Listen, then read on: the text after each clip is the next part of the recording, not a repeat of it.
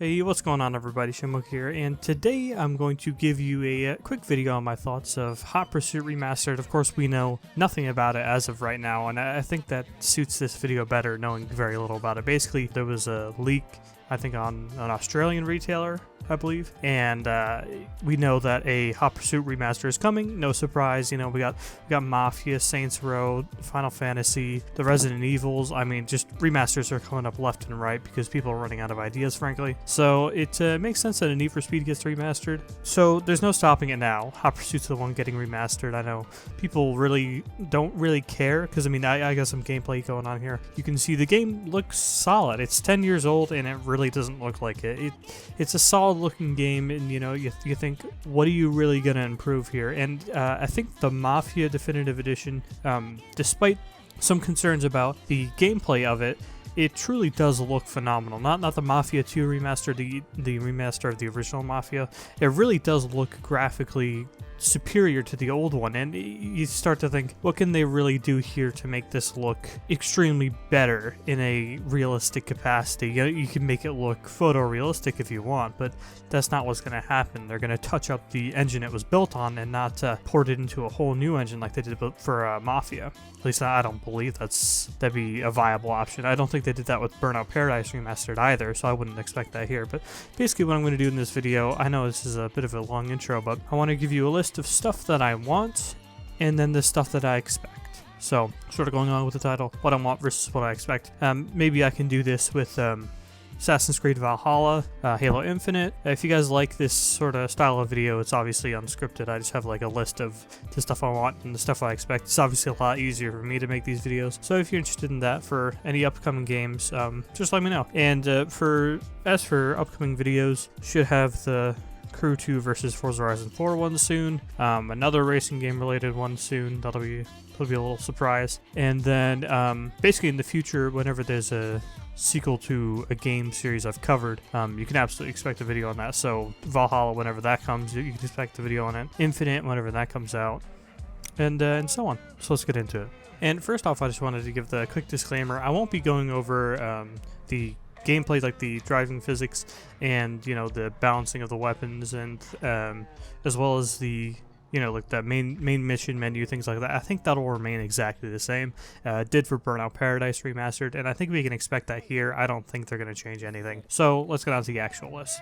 So what I want for graphical improvements is better anti-aliasing. That was a problem with Hot Pursuit. Of course, it was really bad on the 360 version, and on the PC version, the anti-aliasing still isn't very good. So I think FXAA would do just fine. I think that might be what it has, but maybe a stronger implementation of that. Maybe you can go up to like higher resolutions on consoles and PC, enable for 1440p, 4K. I doubt ray tracing will be there, but that'd be cool. I would like improved lighting. If you guys didn't know, this game actually does have a day-night cycle. A lot of people don't know that because they don't even know that the free drive function that I'm using here even exists.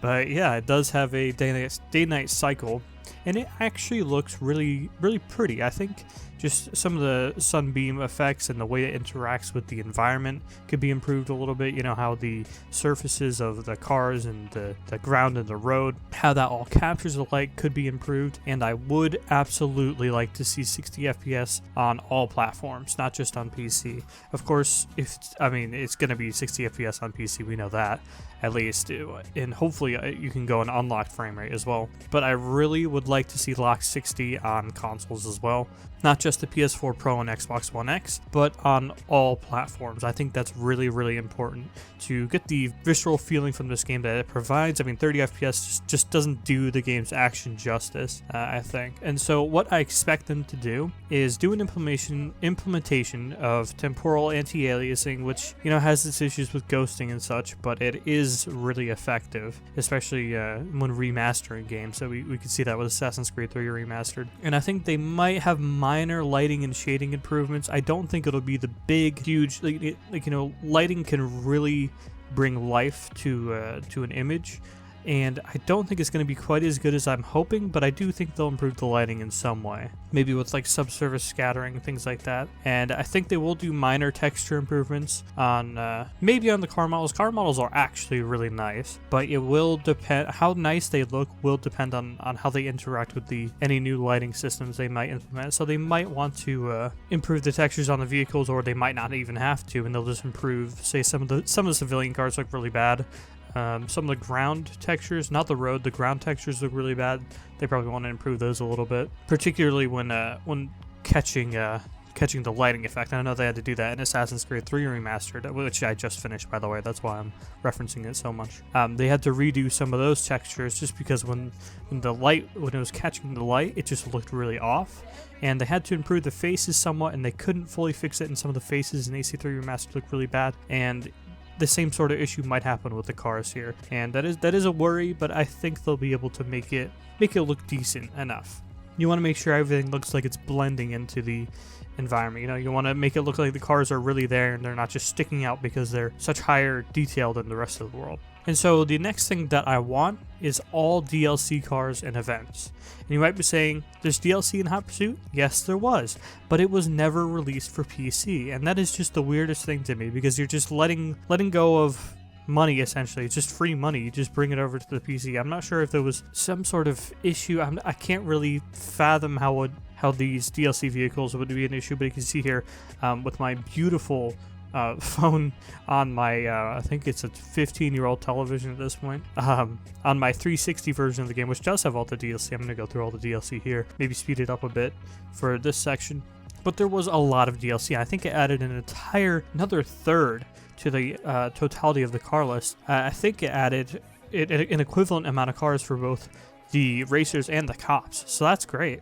And it would just really flesh out this car list and make it a little more bang for your buck type feel, because we've really been spoiled for car lists nowadays. And you know, if you don't have more than 100 cars, what are you doing? And the only way we get over 100 cars in this game, I think there's not even 100 cars, just base. So in order to get over that threshold of 100 cars, you have to put in the DLC. And the DLC was pretty cool too. It added a lot to the car list. Well, not too much, but it did add some older vehicles as well as some more niche vehicles to the roster, and it was just good DLC. And it also included, these packs also included I believe it's 5 total events. I'm going off memory. I'm not watching my footage. But it added 5 events for each cop and racer. And so it was there was 3 DLC packs, so 3, 15, 30. 30 new events total. And that's just phenomenal value. I mean, 30 more events on top of the ones we had in the base campaign that's just great. I think it's really going to add a lot of value if they're able to implement all the DLC cars and all the DLC events. Will they do that? Really hard to say. We don't know what the status of those licenses are. I mean, Gumpert, who knows how they license the Apollo. You know, things like older cars like Lamborghinis, old Porsches. I'm not sure how licensing even works for cars that are a little older like that, so I'm not sure if it's even possible. I just really hope they're able to bring over all the DLC cars, but it's hard to say whether or not they'll be able to do that, and I just hope that they added to boost the value up of this game. And actually, I want to say price tag for last, but I think we could just do that here. I think it's a good segue. So I want a $20 price tag for this game. It is a 10-year-old game. I don't think it should be going over $20. I do think it'll probably be $30 to $40 though. I don't think they can go over that. I think, you know, that's really reaching if they go over $30 to $40. And if it's $30, that's okay. $40 is too much. I would wait for it to go on sale before I would buy it. Actually, I'm covering it now, so I'd probably just get it when it comes out to make a video about it. But I would like a $20 price tag. 20 to 30 is okay, but I expect 30 to 40. The next thing I would like is support for multiplayer.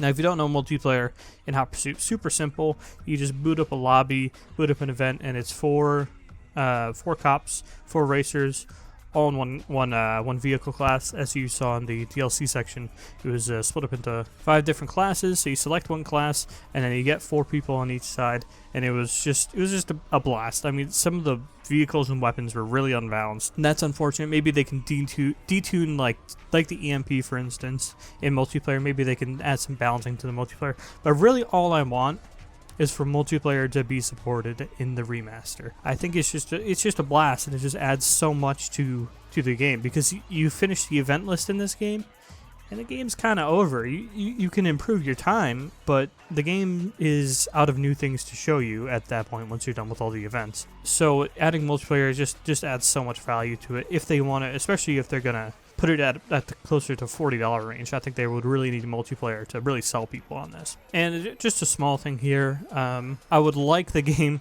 to maintain its low size.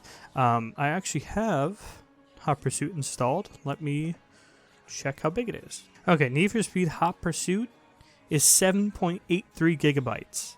Okay, that is extremely low. I mean, what is Modern Warfare? Modern Warfare is 200 gigs now. I mean, like, just keep the game size. Obviously, it's going to be more than 8, maybe more like 16 gigs or something, but keep the size small. I think it's such a good way of just making people keep the game on their drive, so that they just see it every time they boot up their PS4. See if they, I don't even know if that's like a psychological thing or even if that works, but it's just making people not want to delete it and forget about it, basically. I think it's that's what it really works towards, sort of by extension. But I think it's going to be big. I think there's going to be a lot of preloaded shaders and things like that, so that's unfortunate, but hopefully it will maintain a small size. So again, what I want is better AA, better lighting, better textures, the 60 FPS everywhere, all DLC cars and events, multiplayer, low size, $20 price tag.